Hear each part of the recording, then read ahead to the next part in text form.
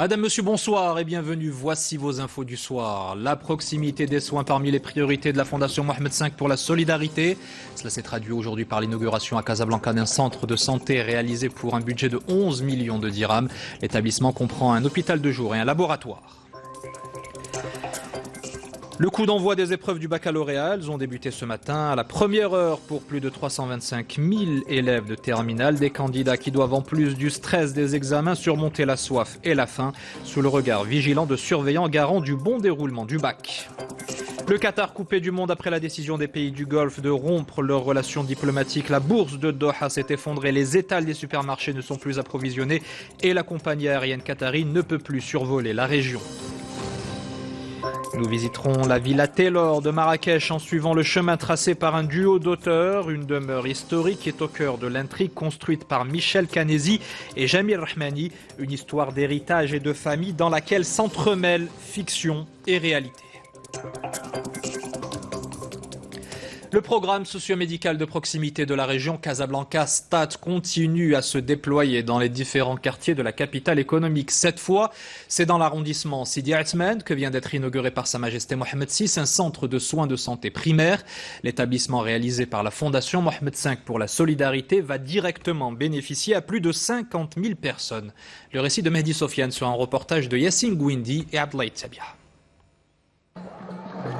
Inauguré par Sa Majesté le roi Mohamed VI, le centre de soins de santé primaire de l'arrondissement Sidi Othmane permettra d'améliorer l'accès aux prestations médicales au profit de plus de 50 000 personnes, notamment au quartier Haï Salama.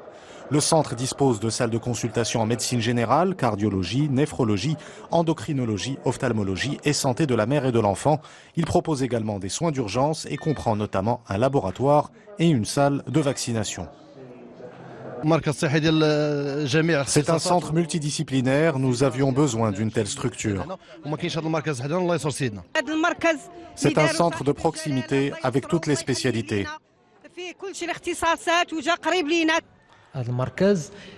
Parmi les nombreuses spécialités, ce centre prévoit également des soins bucco-dentaires. Nous allons ainsi proposer plusieurs prestations médicales. Le centre de soins de santé primaire a été réalisé par la Fondation Mohamed V pour la solidarité pour un coût global de 11 millions de dirhams. Cette structure s'intègre dans le programme de prise en charge médico-sociale de proximité spécifique menée par la Fondation Mohamed V pour la solidarité depuis quelques années et dont l'objectif est de renforcer l'offre médicale ainsi que les infrastructures médicales existantes, notamment en tout cas pour le cas d'espèce dans la région de Casablanca, mais surtout pour faciliter l'accès aux soins de santé aux populations les plus défavorisées. La réalisation du centre s'inscrit dans le cadre du programme socio-médical de proximité pour la région de Casablanca-Stade.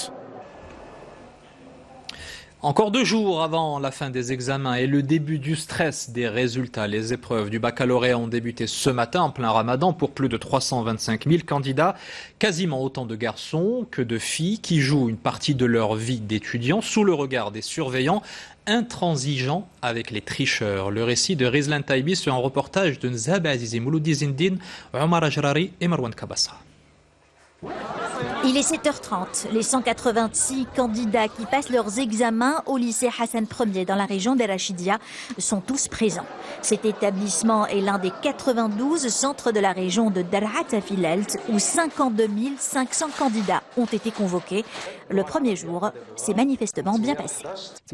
Les étudiants ont été contrôlés à l'entrée du lycée pour nous assurer qu'ils n'ont pas de téléphone portable ou autre machine électronique. Nous avons ensuite ouvert les enveloppes contenant les épreuves. L'épreuve de physique-chimie était un peu difficile, mais je m'étais bien préparée. Grâce à mes révisions, j'ai bien passé l'examen de la langue arabe. À Essaouira également, la première journée des examens s'est passée dans de bonnes conditions. Dans les 11 centres de la ville, la surveillance dans les salles est à son maximum. Cette session est marquée par l'entrée en vigueur depuis septembre 2016 de la loi relative à la répression de la fraude aux examens scolaires qui prévoit des sanctions disciplinaires et pénales à l'encontre de toute personne prise en flagrant délit. Dans ce centre, comme vous pouvez le remarquer, les éléments des forces de l'ordre nous ont suivis dans toutes les étapes jusqu'à la distribution des épreuves, et cela en présence de l'observateur et des professeurs.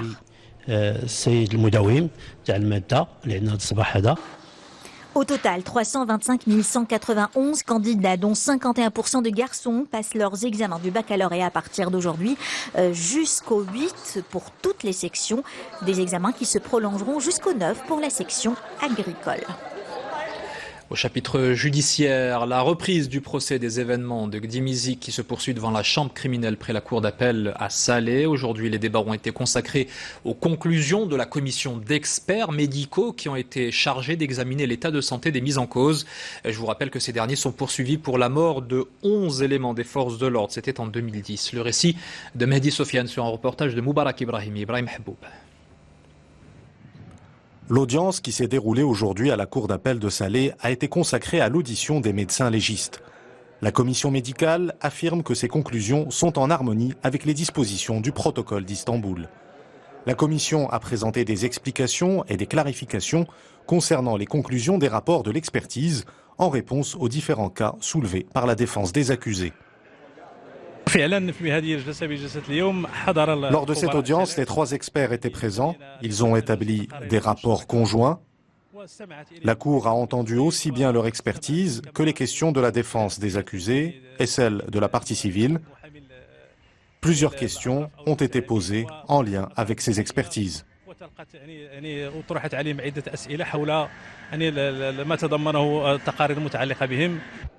La défense avait demandé hier à la Cour de convoquer les médecins chargés de ces expertises afin d'avoir des éclaircissements. C'est une tentative de faire oublier la réalité des faits, qui est celle de la mort des victimes, c'est-à-dire les membres des forces de l'ordre. Cette séance, qui s'est déroulée la matinée, a été levée dans l'optique de poursuivre après les audiences. Le procès des événements de Gdimizik se tient devant la chambre criminelle près la cour d'appel à Salé, après la décision de la Cour de cassation de transférer le procès d'un tribunal militaire à une juridiction civile.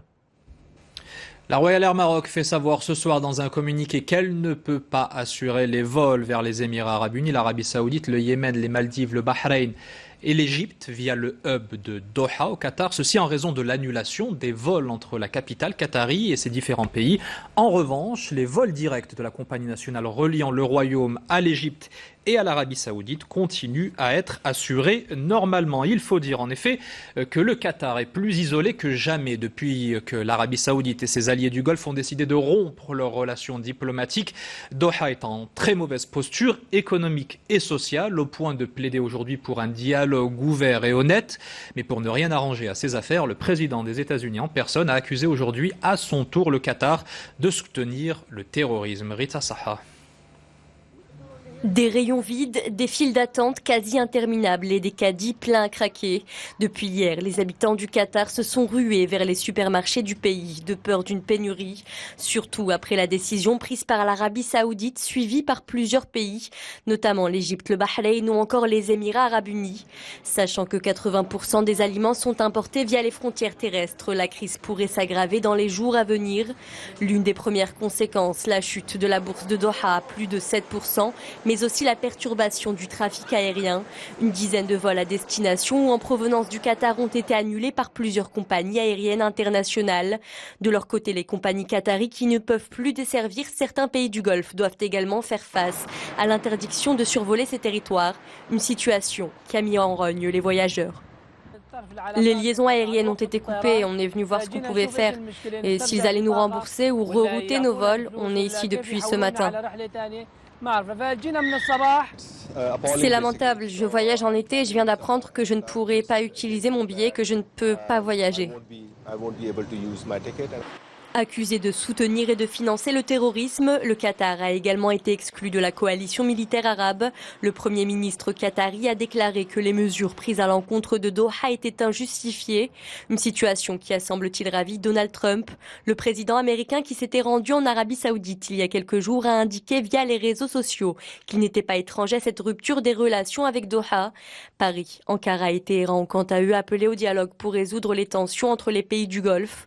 Attendu aujourd'hui en Arabie Saoudite, l'émir du Koweït, Sheikh Sabah Ahmed Al-Jaber Al-Sabah, devrait pour sa part tenter d'apaiser cette crise diplomatique qui pourrait avoir de lourdes conséquences sur l'avenir du Qatar. Et de sources médiatiques qataries, ce soir, on apprend que la Mauritanie, à son tour, vient de décider de rompre ses relations diplomatiques avec le Qatar. La Mauritanie qui s'ajoute donc à l'Arabie Saoudite, au Yémen, Bahreïn, les Émirats Arabes Unis, l'Égypte et la Libye.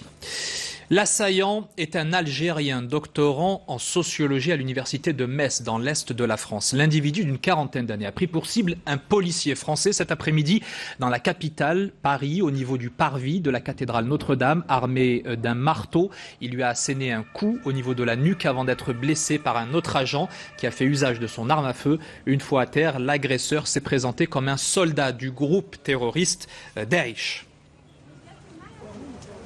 À l'étranger, toujours les suites de l'enquête après l'attentat au camion bélier de samedi soir à Londres qui a fait 7 morts et une cinquantaine de blessés. La police britannique a révélé aujourd'hui l'identité du troisième auteur des faits. Il s'agit de Youssef Zarba, un Italien d'origine marocaine de 22 ans. Ses deux autres complices sont d'origine maroco-libyenne et anglo-pakistanaise. Ils avaient tous été neutralisés par les forces de l'ordre. Peu après, l'attaque était revendiquée par l'organisation terroriste Daesh, là encore.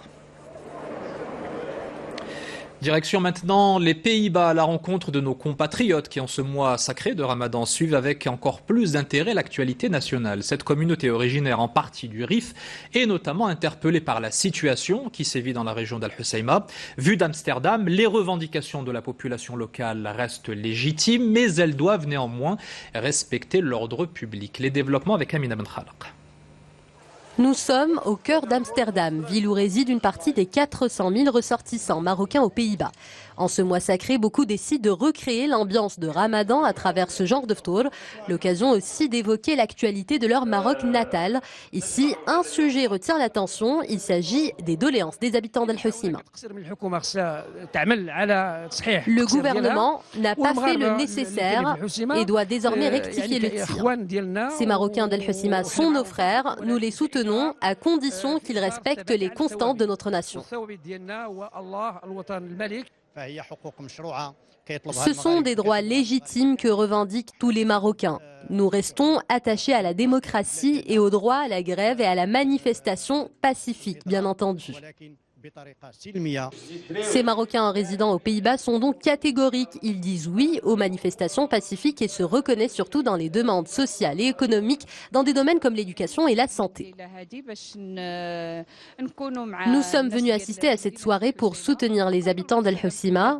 Nous tenons à la paix, à l'unité et à la stabilité qui règnent dans le pays.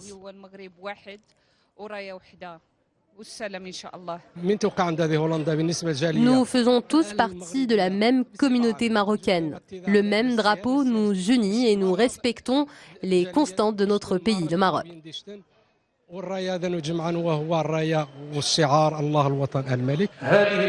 La communauté marocaine vivant aux Pays-Bas en appelle donc à l'esprit de responsabilité des manifestants et des élus pour la gestion des doléances des habitants d'Al-Hoceima.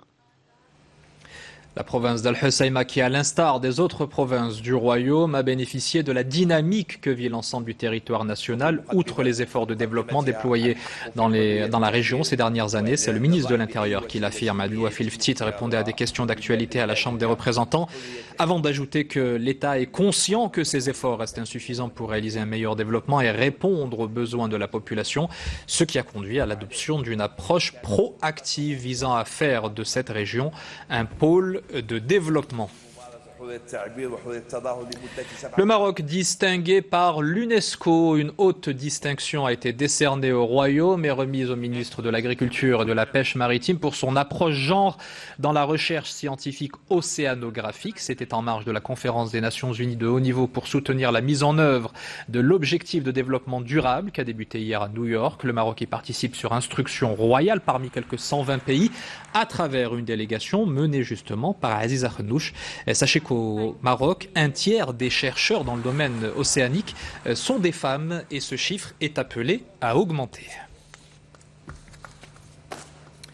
Il vient d'accueillir ses premiers patients. Le centre d'addictologie de Fès, inauguré par Sa Majesté le Roi il y a 10 jours, propose une prise en charge à la fois médicale et psychologique.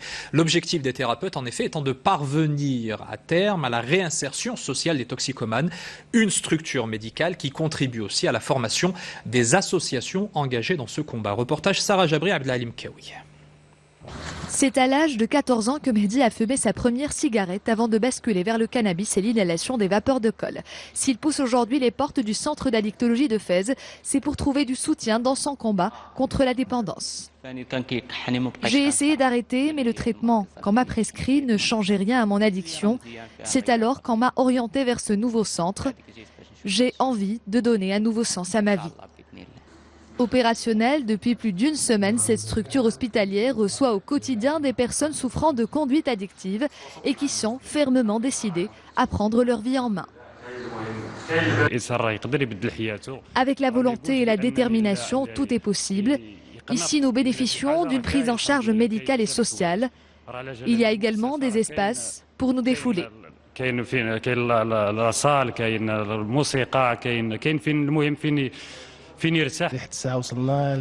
À ce jour, nous avons reçu une trentaine de personnes dépendantes. Les cas les plus fréquents sont liés à la consommation de cannabis et des psychotropes.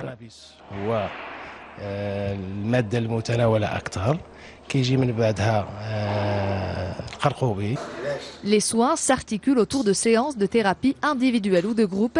Ici, on traite chaque cas dans sa globalité, du diagnostic au traitement, en passant par l'accompagnement psychologique.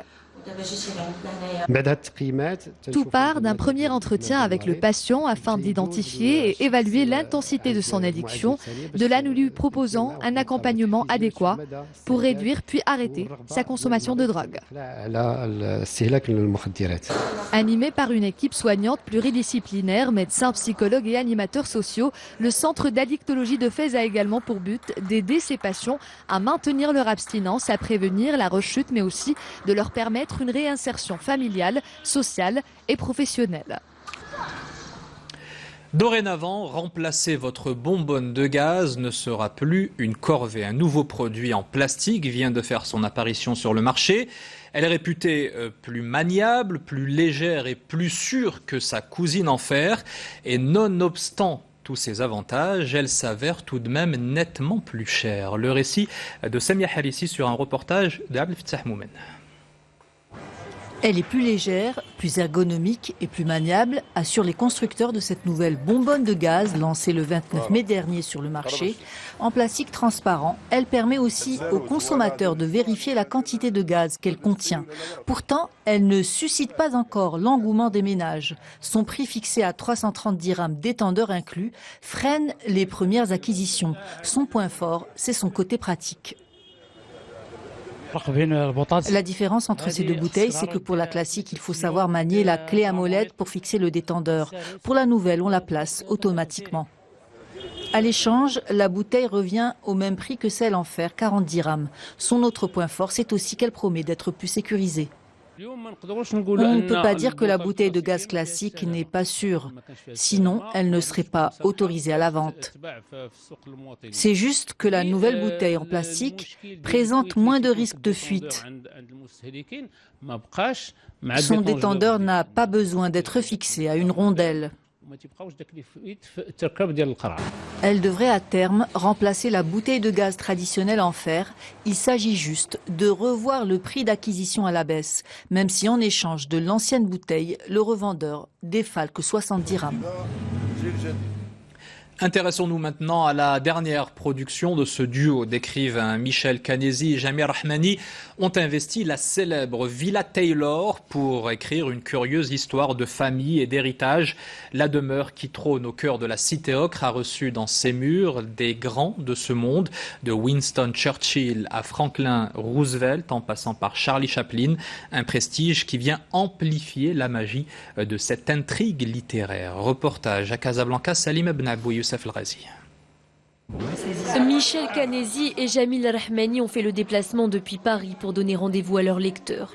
Tous étaient impatients de rencontrer les auteurs de Villa Taylor, un ouvrage dans lequel les deux complices nous font visiter un lieu magique en plein cœur du quartier Guélise à Marrakech, une maison historique parce qu'elle a été le lieu de villégiature de Winston Churchill et qu'elle aurait le pouvoir de changer le destin de ceux qui y ont vécu. Le jardin de la Villa Taylor est absolument somptueux, les arbres n'ont pas été taillés depuis 25 ans et ça donne une impression de monde protégé, de monde particulier. Et dans ce monde-là, on peut se reconstruire. Tout est restitué et peut rendre les gens qui l'habitent plus heureux. C'est ça un peu la philosophie de la Villa Taylor. Winston Churchill devient un personnage récurrent. La couverture du livre représente cette aquarelle peinte par l'ancien homme d'État britannique depuis la tour berbère de la Villa Taylor dans les années 40. Ainsi, c'est dans ce beau décor de cette maison extraordinaire, parmi les fleurs et les parfums d'épices, que Diane, l'héroïne, à la recherche du secret familial, tente de se reconstruire. Peut-être que vous l'avez écouté tout à l'heure, on fait appel à un parfumeur. Et ce qu'on appelle un nez, qui a donné son avis. Et c'est pour ça que lorsqu'il parle des parfums, on a cette impression de sentir le parfum. C'est-à-dire ils en parlent tellement bien que on est absorbé. Et ça, c'est une chose fondamentale. Charlie Chaplin, Yves Saint-Laurent, Malcolm Forbes et tant d'autres ont contribué de faire de la Villa Taylor une bâtisse mythique. Michel Canesi et Jamil Rahmani en ont fait une véritable héroïne. Il me reste à vous rappeler une des principales informations de ce mardi 6 juin. L'inauguration par Sa Majesté Mohamed VI d'un centre de soins de santé primaire réalisé par la Fondation Mohamed V pour la solidarité pour un coût global de 11 millions de dirhams. Il s'inscrit dans le cadre du programme socio-médical de proximité pour la région de Casablanca-Stade. Il comprend un hôpital de jour, de 6 lits, un laboratoire, une salle de vaccination ou encore un espace de sensibilisation des mères.